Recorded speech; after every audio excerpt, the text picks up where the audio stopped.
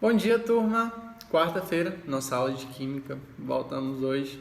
E nós hoje iremos fazer a correção das duas questões da semana passada e uma revisão zona geral sobre tudo que a gente viu até hoje. Porque semana que vem a gente tem uma avaliação de como anda aí o conhecimento de vocês. Então, para isso, vamos fazer essa avaliação e mais no finalzinho a gente conversa um pouco mais sobre ela. Vamos lá corrigir.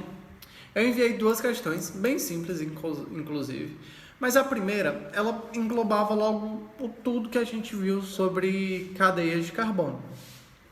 Então, ela é uma cadeia, assim, um pouco longa, a gente tinha 8 carbonos na cadeia principal.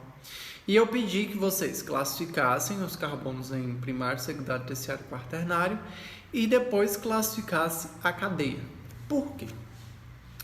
No processo de classificação de cadeia fica muito mais simples quando você abre toda a cadeia, quando você não tem tanta prática de observar quando ela está em bastonetes. Então você abre como está aí na telinha de vocês e fica mais fácil de vocês classificarem ela, porque vocês veem como tudo está ali acontecendo. Logo de cara, dava sim para identificar as propriedades dessa cadeia. Mas para vocês treinarem e entenderem como funciona a cadeia de carbono, eu pedi para que vocês vissem os carbonos e classificassem. Então, nessa cadeia, a gente tem um total de 2 carbonos primários, 4 carbonos secundários e 2 carbonos terciários. Lembrando, toda vez que eu tiver 2 bastonetes em uma mesma sequência, uma mesma linhazinha, a gente tem uma ligação dupla. Se eu tiver 3 bastonetes, eu tenho uma ligação tripla.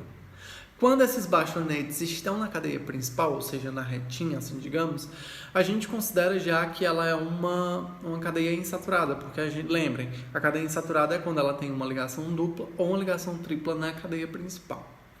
Belezinha? Voltando, a gente também já fizemos a classificação dos carbonos, ou seja, lembrando que sempre os carbonos primários serão os que estão nas extremidades, geralmente, a gente tem isso, carbonozinhos primários aí no caso da cadeia principal, seriam esses assim, com base nesses 8, mas fazendo até uma correção, eu esqueci de colocar os carbonos da própria ramificação. Porque além dos carbonos das extremidades, que seriam só 2, a gente tem os outros 2 que são das ramificações em cima. Então, no total, a gente tem 4 carbonos primários. A gente também tem 4 carbonos secundários e 2 carbonos terciários, ok? Então, esses das extremidades sempre irão ser carbonos primários. Enquanto quem estiver ligado a outros 2 carbonos será secundário, quem estiver ligado a outros 3 carbonos aí no caso será terciário e quem estiver ligado a 4 carbonos será quaternário. Nesse caso a gente não tem nenhum. Letra B, classifique a cadeia de carbono. Então a gente já vê que essa cadeia é uma cadeia aberta. A gente já discutiu que ela é uma cadeia, aí no caso, ramificada, porque a gente tem ramificação com carbono. A gente viu que ela é insaturada porque ela faz ligação dupla, carbono-carbono. E por fim, ela é homogênea, porque a gente não tem nenhum outro tipo de elemento que não seja carbono nessa cadeia. Beleza? A segunda questão também é bem simples, era só para você classificar as cadeias de carbono. No caso, a letra A. A letra A é bem simples, é uma cadeia aberta, ela é normal, porque aí ela não tem nenhum tipo de ramificação. Ela é insaturada porque ela tem uma ligação dupla aí nesse bastonetezinho e ela é uma cadeia homogênea porque a gente também não tem nenhum outro tipo de elemento. Alguns sentiram dificuldades nessa cadeia fechada, que é a letra B, e eu já disse a primeira classificação. Sim, ela é uma cadeia fechada. Lembrando que cada final desse bastonete eu tenho um carbono. Então, quando vocês forem abrir esse tipo de cadeia, minha dica é: coloquem primeiro os carbonos, depois vocês completam as valências. Nesse caso, eu faria carbono ligado a carbono, ligado a outro carbono, e esses 2 carbonos de baixo eu tenho uma dupla, então ficava duplo carbono. Lembrem que o carbono ele tem valência 4, então tem que fazer 4 ligações. Esses dois de baixo, eles já efetuaram 3 ligações no total, porque eu tenho uma dupla carbono e uma simples carbono. Então o que é que eu faço? Completo minha valência com hidrogênio. Então eu coloco um hidrogênio na esquerda e outro hidrogênio na direita. O de cima, ele faz 2 ligações simples com 2 carbonos.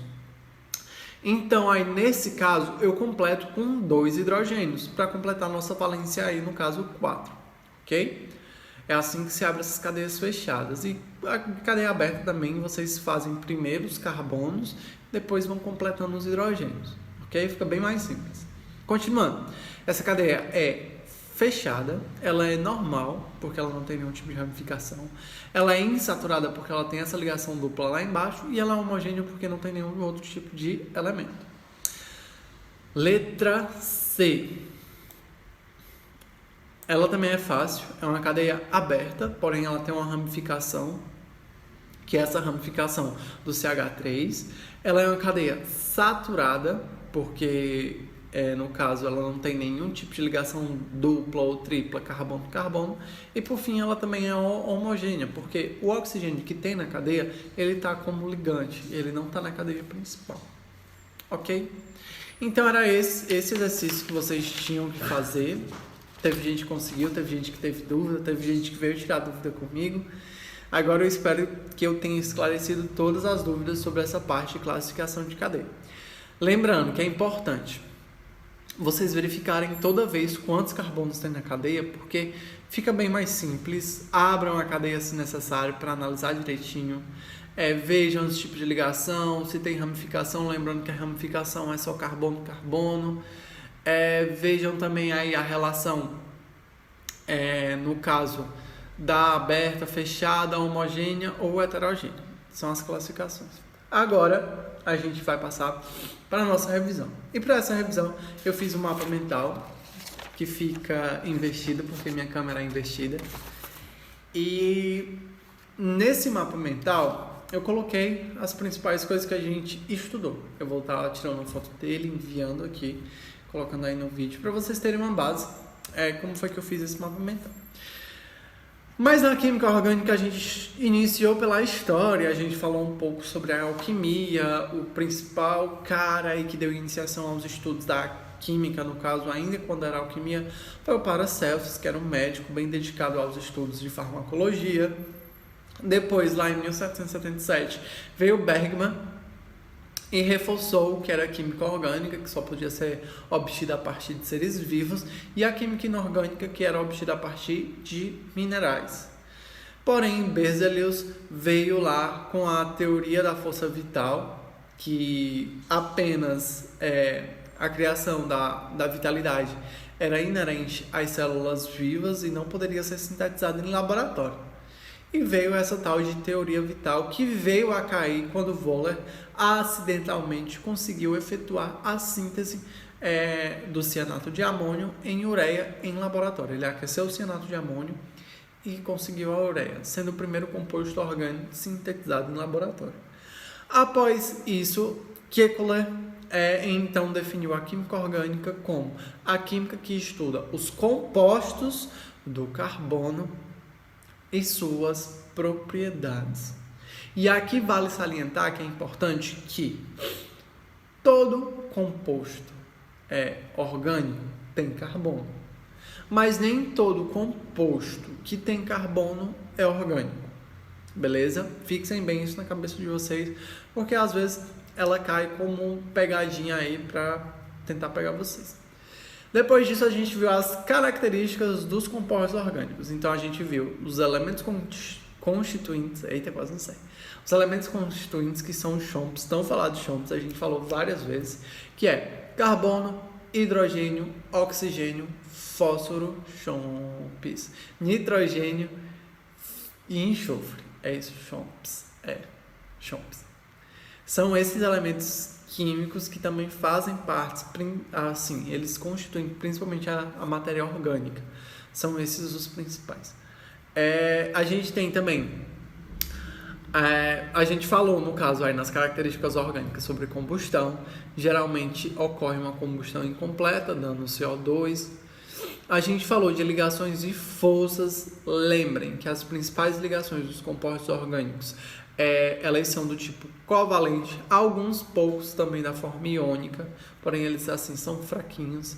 E a força de interação intermolecular dessas moléculas, geralmente, quando na sua maioria, é Van der Waals. A gente falou também de estabilidade, que é pequena na presença de energia, ou seja, quando tem ali uma energia, ou seja, calor envolvida, a estabilidade dessas moléculas ela é pequena. A gente falou da solubilidade delas, que elas são insolúveis em solventes polares, assim como a água, ou seja, a maioria dos compostos orgânicos são insolúveis em água, ou seja, solúveis polares. A gente sabe que a água é uma moléculazinha polar, porque ela tem um polo ali no oxigênio. A gente falou também sobre a velocidade das reações, que são lentas e por muitas das vezes precisam de um agente externo em forma de energia, que no caso aí seria o calor. Próximo tópico que a gente abordou foi o carbono. Então, no carbono a gente viu que ele é um não metal. Ele é da família 14 ou família 4. Ele tem um número atômico 6, por isso que a camadazinha de valência dele lá tem 4. Ele tem massa atômica 12 e ele é tetravalente. A gente viu que teve os postulados de Kekulé, onde ele dizia a tetravalência, ou seja, ele consegue ter 4 ligações. Ele viu também que os compostos eles formam cadeias e o carbono pode unir entre si, ou seja, carbono e carbono, por mais de uma valência. A gente também falou de um ponto muito importante que foi a hibridização. E a hibridização ela ocorre quando a gente tem a excitação dessa nossa camadazinha de valência. A gente viu que o spin elétron que está ali na nossa camadazinha ali, ele pula para outra e ali quando ele está eletricamente ativo, ele forma a camada SP, onde tem S e eu tenho P, elas vão se juntar, então vão formar aquelas 4 casinhas que a gente viu. E com isso ele consegue efetuar as ligações, porque a gente sabe que o átomo ele só consegue efetivar uma ligação quando ele tem um orbital assim semi-preenchido. Ele precisa estar com pelo menos um elétronzinho dentro do orbital para que ele faça ali essa ligação. Então, por isso que o carbono se excita e consegue fazer essas 4 ligações.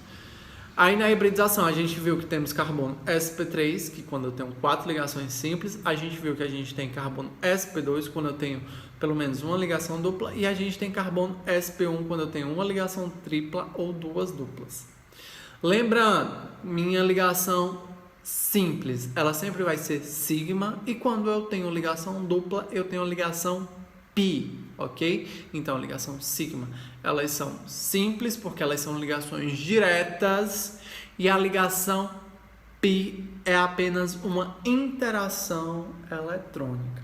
Por exemplo, uma ligação pi, ela é ligada diretamente, isso aqui significa uma ligação pi, enquanto a minha ligação sigma, essa de cima aqui, ó, elas vão ter só uma interaçãozinha. Elas têm uma nuvem eletrônica que vai ali dizer assim, nós estamos ligados. E é importante saber que uma ligação pi tem metade da força de uma ligação sigma. Beleza? Seria basicamente isso. A gente também viu a classificação do carbono. Então, a gente tem carbono primário, que são ligados apenas a um outro carbono. A gente tem um carbono secundário, que são ligados a 2 carbonos. A gente tem o carbono terciário, que é ligado a 3 carbonos. E o carbono quaternário, que é ligado a 4 carbonos. Beleza? Por fim, a gente falou de cadeias de carbono. Então, a gente viu a classificação dela em aberta ou fechada. A gente viu a classificação dela em normal ou ramificada. A gente viu a classificação dela em saturada e insaturada. E a gente viu, por último, que foi a cadeia homogênea e a cadeia heterogênea. E a gente já até discutiu agora no início da aula. Também falou um pouco sobre ter atenção sobre as nossas cadeias de carbono formadas em bastonetes, que é importante abrir essas cadeias de carbono para ter um melhor entendimento sobre elas. Então, foi todos esses conhecimentos que a gente veio unindo desde o início do ano. Com isso, a gente finaliza essa parte para já começar a nomenclatura de compostos orgânicos. para ver mais essa partezinha aí de que vem aí pela frente, ok? Era isso, pessoal. Semana que vem a gente tem avaliação, então assistam esse vídeo com carinho, estudem. Hoje não vai ter atividade, você só tem que assistir esse vídeo e estudar e se preparar para a semana que vem. Quarta-feira, vou colocar o link do Forms bem cedo e vocês vão ter até as 10 horas da noite para resolver essa avaliação. Por que até 10 horas? Porque tem gente que trabalha de manhã e de tarde e não tem tempo. Então à noite fica um tempo bom aí também para vocês fazerem. Quem não fizer vai ter que fazer justificativa porque essa tá valendo nota principal. As outras avaliativas, elas valiam como nota de auxílio, então elas vão servir como suporte. Quem estava presente nas minhas aulas, respondeu a frequência, também vai ter uns pontinhos ali garantido. E que tenham uma boa sorte nessa prova, ok? Um ótimo estudo, uma boa semana, relaxem, se cuidem e fiquem bem.